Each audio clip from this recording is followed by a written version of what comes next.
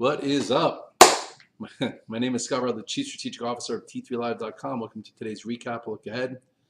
Got to think we have some happy, individuals in the community, from the Alpha team to Redler All Access.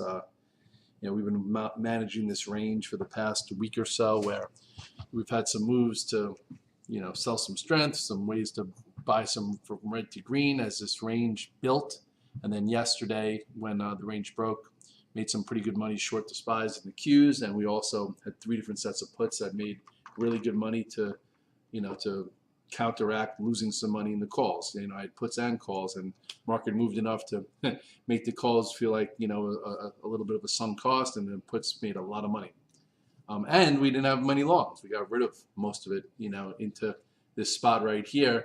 On this day is when I went from like probably 7 or 8 longs down to like 2 or 3 or 4 longs. And then here I got rid of most, except for obviously the long-term position that's not doing so well, and got short the indices, long puts, and boom. Now what? Well, now what? Fed is on Wednesday. I hear everybody talking, oh, they got to go 75 basis points. They got to go a basis, a full point. And Kramer's like, oh, if they go full point, the market's going to rally 1,000 points. I'm like, is he out of his freaking mind? They go a full point. The reason why they're doing it is to bring the stock market down, raise interest rates so people can't spend as much and have to bring PEs lower, and the market will get hit hard, which is fine. That's what the Fed needs to do because we've been up too much for too long, and they need to get rid of the stimulus and the speculation and bring down prices. So to bring down prices, you have to bring down prices. And what's the biggest price to make people feel bad about themselves is the stock market. You bring back the stock market down, people go out less, they spend less, they feel less wealthy, they buy less goods and services, and that's how inflation comes in because there's less demand. And then you give more supply, like bottlenecks go away. Hopefully China has a better reopening, and they just closed up a little bit. Hopefully things could be shipped, as far as like semiconductors and things. So anyway, I'm not going to get into a whole macro lesson. All I know is that here is what we were watching very, very, very, very, very closely. Yesterday, we couldn't really reclaim 410, and then we broke 407. So whatever you were holding in here, you better have friggin' sold it, because that's what I've taught you to do. Switch gears, sell. We didn't break above 416, 417 to go to 427. We broke below 411, 410, and 407, and here we hit 389.69. Right? Great 2-day trade. I actually made good money the last 2 days short. Didn't get caught.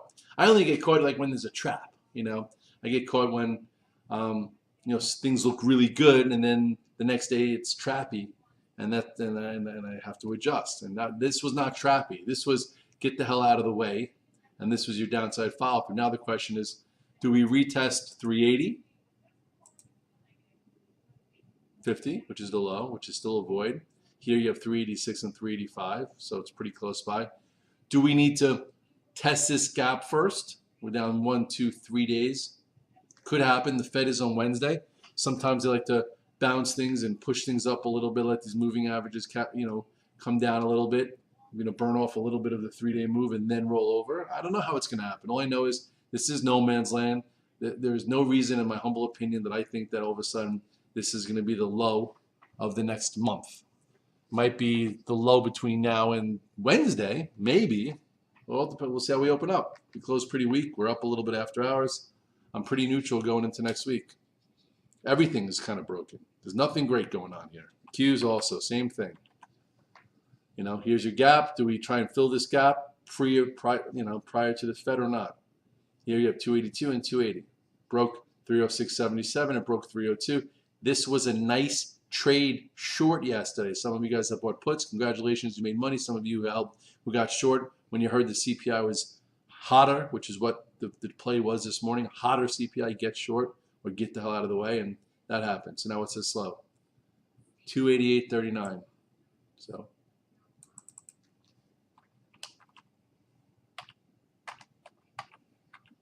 lots of signals yesterday to get out of the way ahead of the CPI, and as an active trader, you don't really want to have too much binary risk anyway during a big event. We don't take huge risk into earnings, into Fed dates, into huge economic numbers, because if you bet the wrong way or you trade the wrong way, you can get hurt. So you could use options, which risk is premium paid, or you wait to see what's there and then you react thereafter.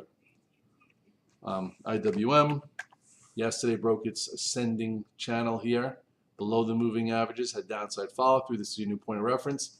We now have new points of reference. What's a new point of reference? Is today's low. Today's low is some type of market discovery. We had market discovery, right? We had a hot CPI. We broke the range. Now the question is, where do we go?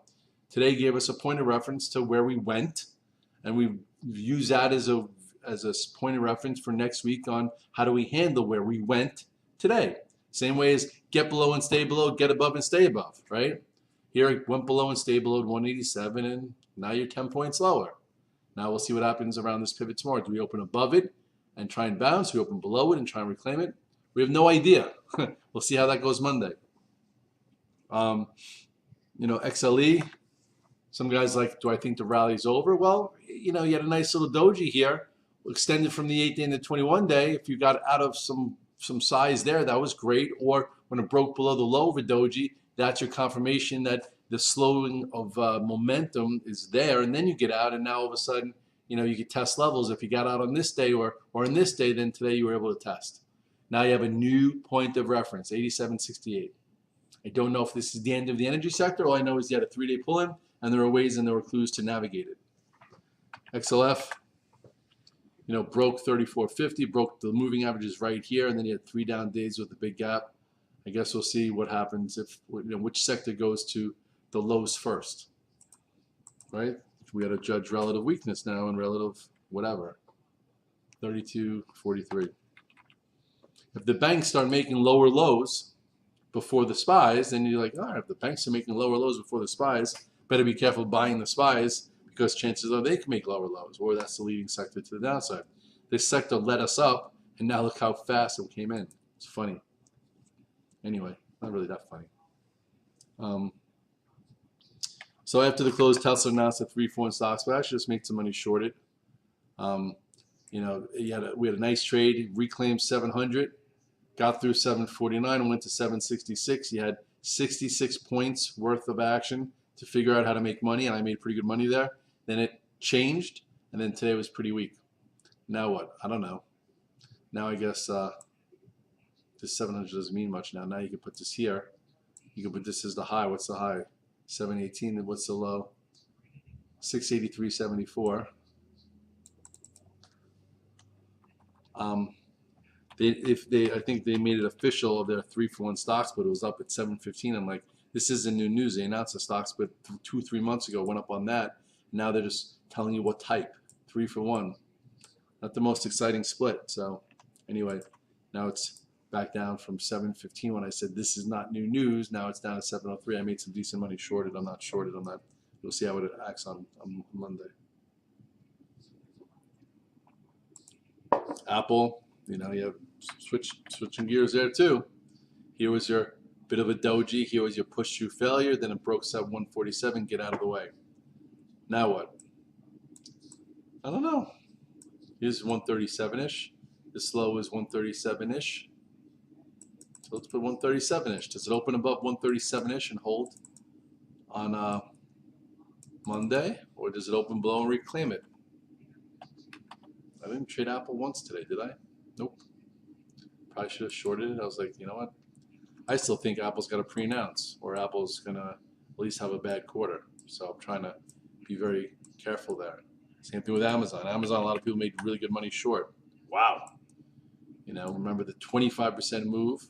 Pre-split. That was your pre-split move. I said on Fox Business, when Kenny Palcari is like, I'm buying Amazon. I'm like, you're buying Amazon now? It's 25%. You bought it today? 25% off the lows, and they just split. And you have a push-through red dog reversal failure. I didn't quite get into it with them. But anyway, now, look, some guys made some good money shorting below 120. As I said, when the SPYs broke 407 and the Qs broke 303, this was showing relative weakness. So it went as low as, what, 109.06? I think this is going to have a horrible quarter. They haven't said anything about it. Target, Walmart, retail, horrible. This is like the king of retail. So why wouldn't it have a good quarter, a bad quarter?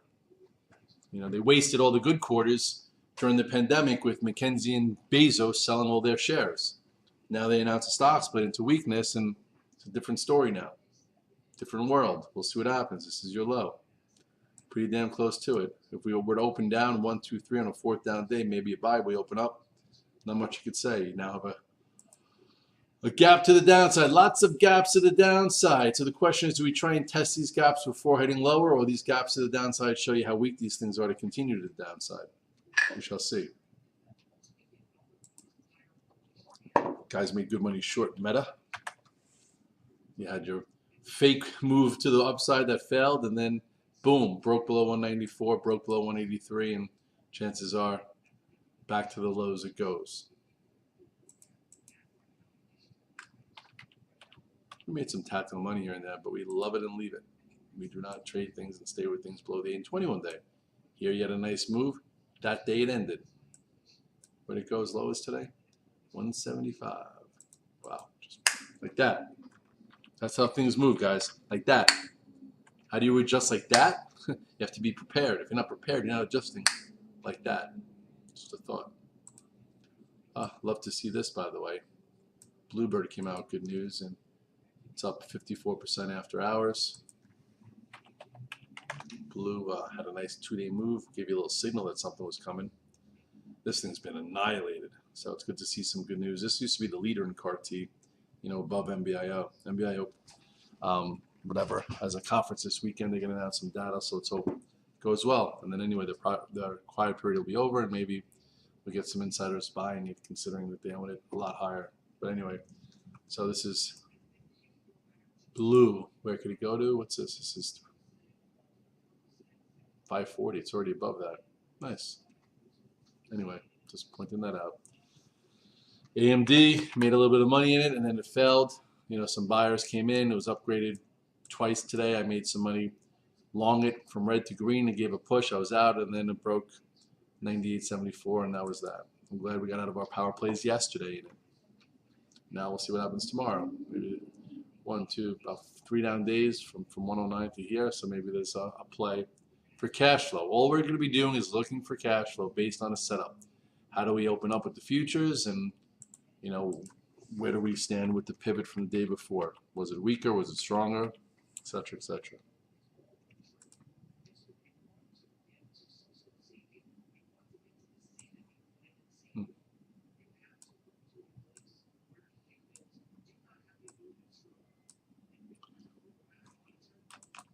Anyway, that's AMD.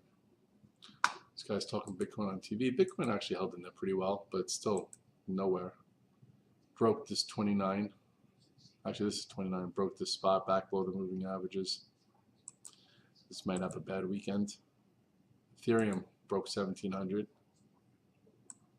You know, that,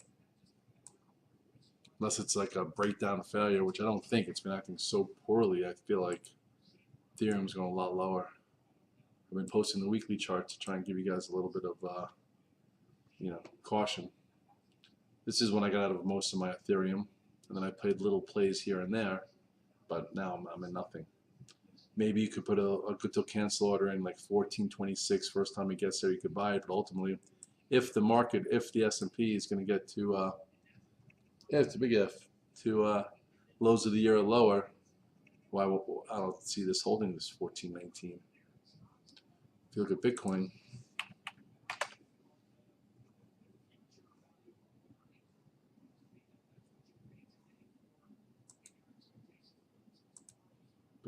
that price is here at 19.8. Tell you that Luna situation really hurt the crypto area. You're supposed to be a stable coin, not a zero. If that can go to zero, what could every other altcoin do that does absolutely nothing? But anyway, just saying, give you some signals to get the hell out of the way. Thank goodness I did, because everybody was chirping about that before it fell or failed. Yeah, it's a little cocky. Anyway, I didn't sell any puts because I do think we could test lower. So why would I sell puts today when you have the Fed on Wednesday, Thursday? I don't like to sell puts when there's a binary event. I did sell a lot of calls when we were overbought and when we went to 415, figuring I could trade around them. But here, if we're going to go to 380 on the SPYs or somewhere near it, I don't need to sell puts in some of the leadership stocks because that means they're going to go lower with it. If we're going to break that point, you definitely don't want to do it. So kind of being, a little nimble here. I've made money every day this week, and I'm back at the highs of my year after a really good second quarter. Not a really good second quarter, but I did a good second quarter. Second quarter, if you go real quickly to the daily, this was a really good move here, if you remember. Made good money here, this move. Made a lot of money there, which paid a nice little quarterly payment. And then during this down move, it was hard. I remember I got few, even trying to be lighter and unwind. I think this day I got light and out, and it hurt me. And then, I thought maybe we could hang in there, and then this happened. So P.S. Also, I think I lost a lot of money on this day. This was a day it looked like we were going to continue, and we got trapped. So anyway, into the low area, we made some money, and then made some money in the range, and made decent money to the downside. So not shooting my horn. I'm just saying, hey, not so bad. It could be done. It could be done. You could adjust. You could be tactical. You could have cash. You could conserve brain power and make some moves and advances. It's good when setups happen and you get moves, not choppiness. And you got it. This was a nice setup. We broke this inside range to the downside, so you got rid of anything you were holding on, hoping it would go that way if you were cheating. And then if you got short, you made really good money. And if you had options to the downside, you made really good money. Now we see what's next. There's a little void here, and we see how it goes. Let me save this for the weekend.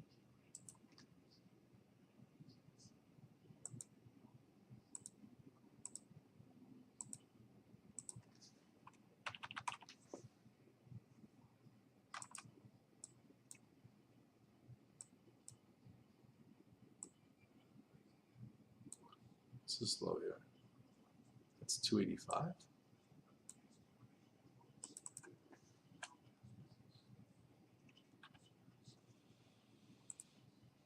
It's just low, 288.39.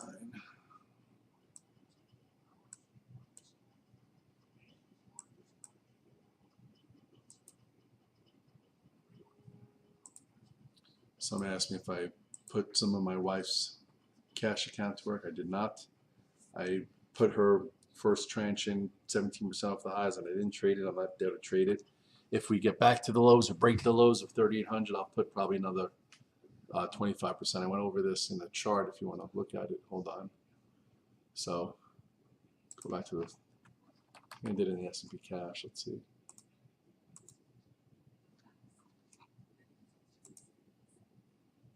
Did the weekly.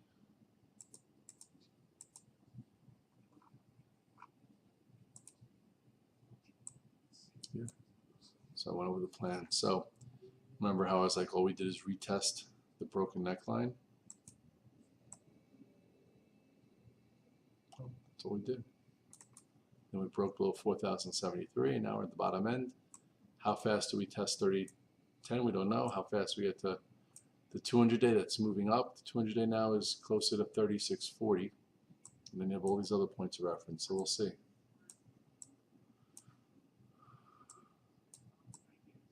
I'm not putting any more money to work for her until we see lower lows. For me, I put it in every month. 49, I'll do it for the next 10, 15 years, and it's fine. For Chase, he's 13, I think he's fine. If we were to break 38.10 and get towards 36.20, what I'll probably do is I'll probably throw an extra 10 grand in his 529 just to get the average cost besides the monthly flows. I did that right around here for him. I only threw 5 grand extra in, and obviously, made good money. So into this 3,600 area, if we see it, then I'll, besides still putting in my monthly flows for the 529, I'll add a big pop just because to take advantage of that pricing. Because I do think at some point we will be above that. Do I think in the next 6 months or a year? Probably not. Do I think in the next 3 years? Probably yes. So makes sense. That's why you can cost average in over the midterm.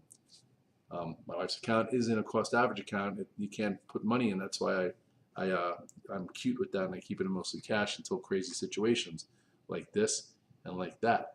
So I started right around, I don't know, somewhere around here. So now I'll wait till around here and then maybe lower if it happens, but we'll see. Anyway, I'm not here to scare you. I'm just here to prepare you. Hey, I like that. Not here to scare you. I'm here to prepare you. And at this point, we'll see what we have next week with the Fed. We have new points of reference, not new opinions, new points of reference, and we'll use those to navigate the trade next week. Have a great weekend. I appreciate you. A little water for my green drink, and make sure to have some fun, have some beverages, and enjoy yourself this weekend because a lot of craziness out there. If you're feeling healthy, it's a friggin' mitzvah. If you're not worried about being off, if you made some money and you're netting it and you feel good, it's good. You don't need to make, you don't need to be perfect to make progress. Just make some progress, guys. Progress, progress, progress. Be well.